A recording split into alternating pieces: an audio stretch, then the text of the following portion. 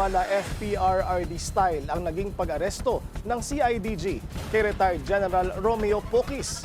Pinusasan siya paglapag ng NAIA kaugnay sa kanyang manong panawagan na pag-aklas sa gobyerno. Yan ang agenda report ni Isaiah Mirafuentes ng Abante.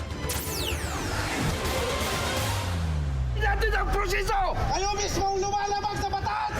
Ba't marinig nyo, maintindihan nyo, sinasabi namin! Ganito ang eksena kaninang umaga sa NAIA Terminal 3. Gigil at galit ang kampo ni dating Philippine Air Force General Romeo Poquis.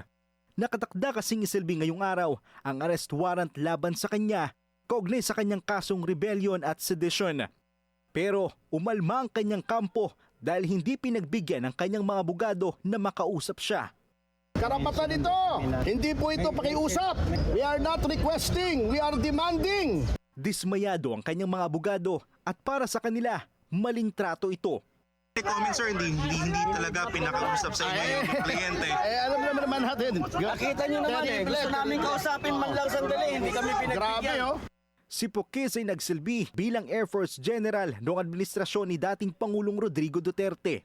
Nakasuhan siya dahil sa kanyang mga pahayag na nagsasabing bumaliktad na laban sa administrasyong Marcos ang ilang mga retiradong sundalo. Bumabanat rin siya sa gobyerno kaugnay sa flood control scandal.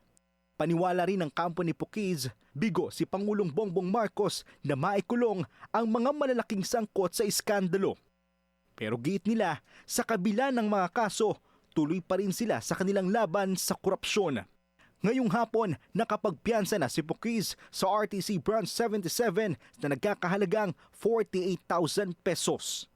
Para sa agenda, Isaiah Mirafuentes, Abante.